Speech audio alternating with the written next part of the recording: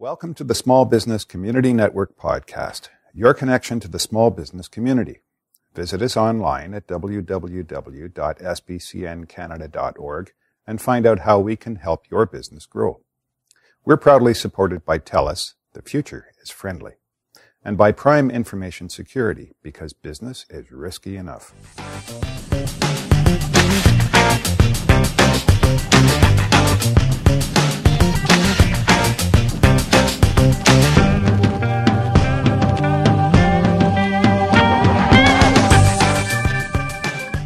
Hello everyone, it's Linda OJ here again with another SBCN Small Biz podcast. Today we have a returning guest and I'm really delighted to introduce once again Chris Davis, founder and CTO of Polarverse IT Services. Hey Chris. Hey Linda, how are you? Well, I'm really happy that you're returning to our Small Biz podcast because we had a really, really good response from your very first podcast chat, and I've got a feeling you've got something great to share with us today. Yeah, I wanted to kind of go the next step from what I talked about last time, talking basically about what is downtime, because I think there's a lot of misconceptions about what it is. It's not just your computer won't start, that's downtime, but you know, there's also your employees now can't work. You're losing money because they can't work. All that stuff's related to the cost of downtime. Okay, so very briefly, can you just run us through just a tiny idea of what we discussed last time, Chris, if it's still to do with downtime, please? Last time we had talked about business continuity and managed services. Basically, to keep it brief, you need a plan in place to keep your systems up and running in top form. Okay, that's awesome. So today it's going to be a little bit more about, the true cost of downtime. So go for it, Chris. What should we know about this? Okay, well, I'll kind of go over some examples of what you might consider to be considered downtime. Waiting for a computer that's slow to load applications, waiting for web pages to load when you're going to site and you have a slow internet connection. Or you get an old printer and you're waiting for pages to come out of the printer. Someone's deleted a document, you don't have a backup, and you got to recreate that document. All that stuff are those little things are downtime, which can add up over a period of time, and you're paying your employees whether it takes 5 minutes for that to load or 2 seconds. That's true. Yeah, no, that's true. Actually, we don't think about that as downtime, do we? That's and downtime is money, isn't it? Yeah, well, a lot of people when they hear downtime, they'll think your computer won't start or your server's down, your internet's down. But those are definitely part of it. But those little things of like not keeping your systems in top form, they all add up, and those are the ones you don't really see. It's not as apparent. So, if you got some good ideas how we can get around this problem? Well, the first thing you want to, what I usually will have clients do is kind of determine where they're at right now. And there's two major things you need to know is what's called your RTO, which is your recovery time objective. How fast do you want to get up and going again when there is a problem? And then there's your RPO, which is your recovery point objective, and that's how much are you willing to lose, like as a result of you didn't have a backup, say, for a day. Is that acceptable to lose a day's worth of work? Yeah, that makes sense. So actually on my site, and I'm going to give you a link to this after, I actually have a free tool on how you can calculate all this stuff. Oh, wow, thank you. So just to give you kind of a small example of, we got a company that says they want to be back up and running within an hour, and they can tolerate up to 12 hours worth of loss. They're only backing up once every 24 hours, and it'll take them about an hour to recover once they realize they have to do that. Now, if you're looking at a company that say has about 10 employees, average say $20 an hour, just to keep numbers round. Your cost for those employees usually 50% is a rule, so we'll say it's $10 per hour per employee. And as far as your productivity goes, you're maybe losing $200 per hour. Whoa. Okay. I've never even thought about that. Yeah, those are those aren't numbers that this is calculating. Those are kind of the numbers you kind of need to know and figure out.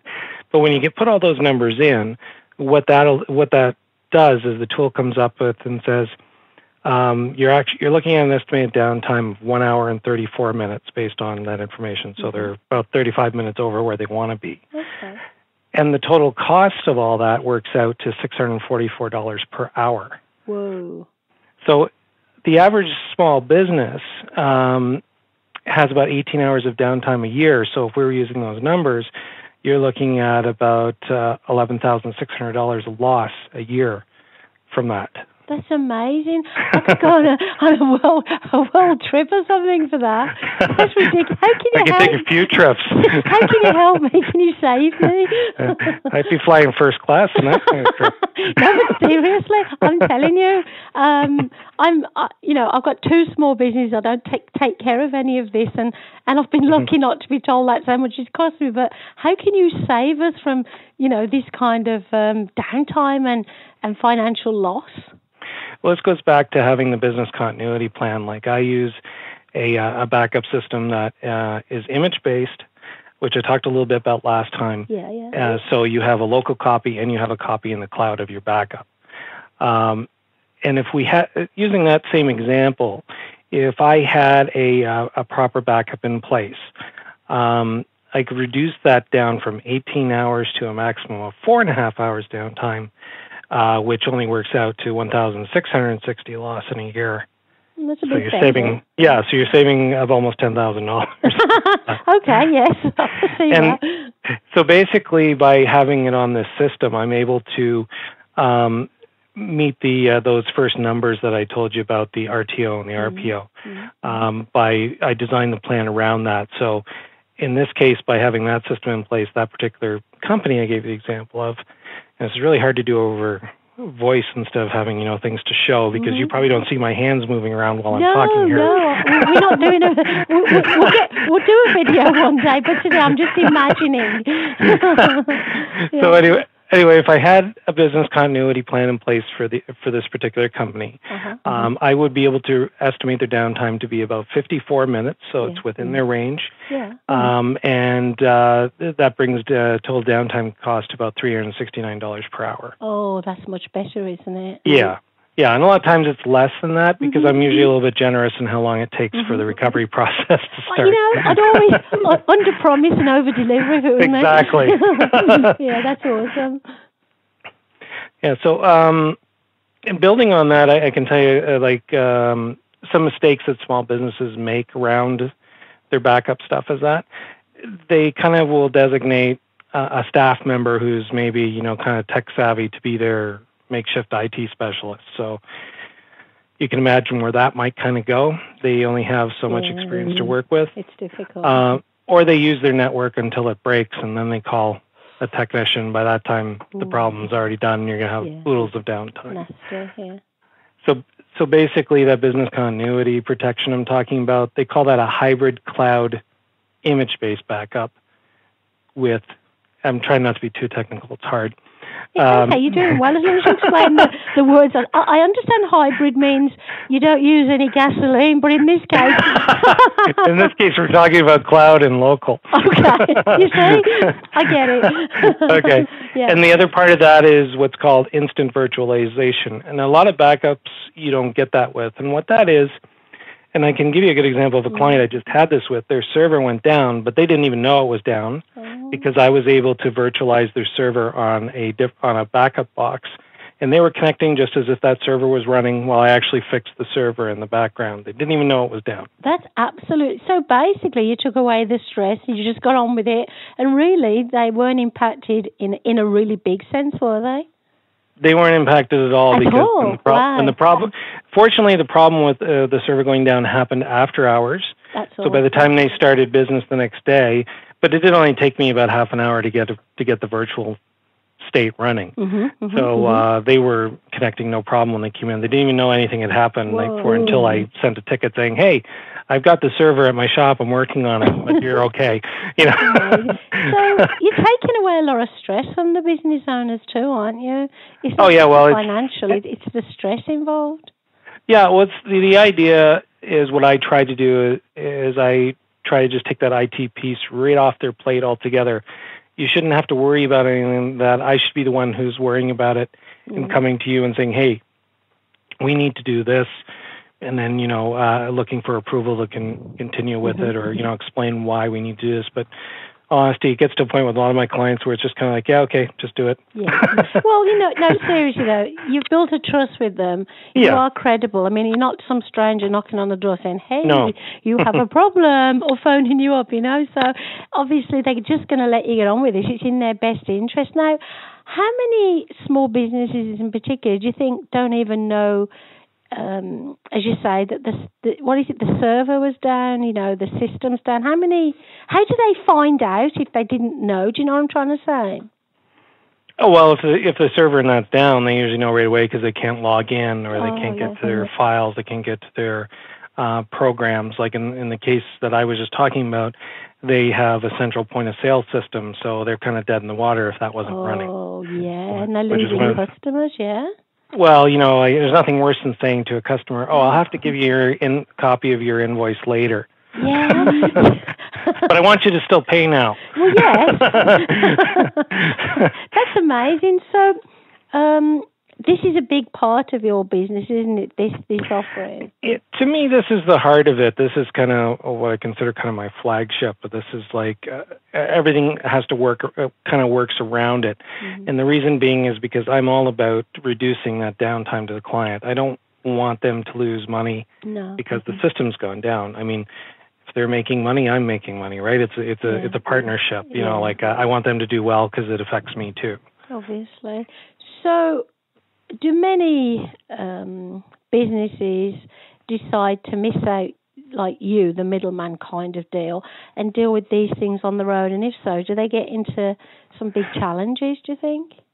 Yeah, a lot of times that's unfortunately how I get into a company, is they've been trying to do it all themselves, or they've been using someone who maybe doesn't have the skills, or they're not being proactive, they're just being reactive when things happen. And by the time they find me or contact me, they're in a really bad state. And so I can't get them up and going in 20 minutes like I would with a client where I had this stuff already in place. All I can do at that point is get them going as quickly as I can, and then say to them, look, we need to put in certain things so this doesn't happen again. And it's unfortunate, I think it's the way of the world. We all learn things the hard way. Oh, no, it's true. We really do. It's terrible. Yeah. So how, you stand out to me as being, the really obvious person for me to come to look after all this kind of stuff, as I know you. But if we don't know you, and we do want to find somebody with your credibility and your skill set, it's really difficult today, I do believe, because everybody's an expert. How do we really recognize? I know it's about building trust and everything, but if I've got an emergency, how do I find somebody I know can do the job? It's difficult. Yeah, you have to really kind of use your connections, and a lot of my work to date has been through personal referrals. Oh, good. I do, as you know, I do post a lot of stuff in the social networks to try and keep people educated. Yeah. But and I do sometimes get clients through that way as well, because they'll read my newsletter or an article I put and say, hey, I'd like to meet and talk more. That's great. But there still are a lot of people out there who, even when I've met with them, they don't get it. They just I think we're kind of tuned in that we don't want to pay for something monthly. No, really? Can you just do it for free? Yeah, well, it's kind of like, they'd rather pay when I'm doing it, like when something's happened and I'm fixing it, than to pay me to prevent it from happening in the first place. Is there a word for that? Is it reactive or something? What's that word? They're reactive. Like all my clients are on a proactive curve. I like proactive better. I like proactive better. Yeah.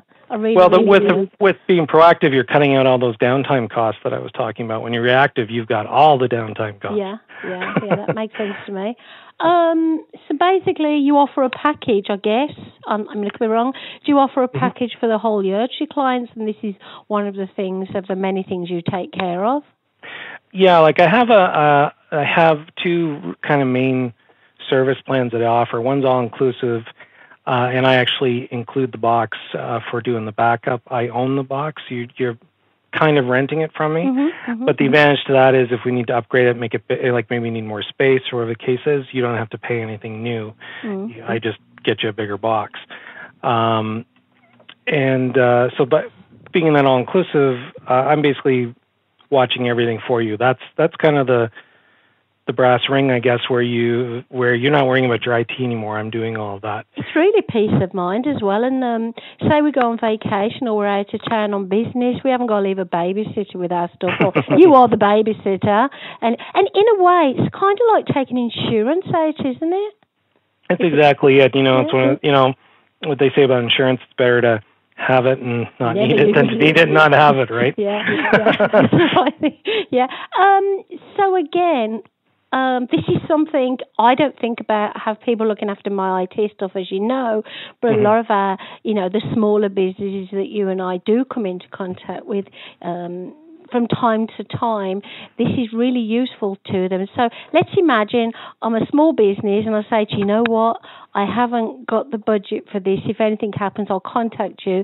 The figures and the stats you've given me, I really believe would wake me up and make me realise that, it's better to take that insurance out to come to it's kind of it's kind of like you can't afford not to do it, right? Exactly. Is it like... does this also, do you take care of, I know today we can't stop the bad guys, the security. I know we can't do that, but did you say you're in the cloud? I'm pretty much a full services company, so a lot of I do have a lot of solutions that are cloud-based.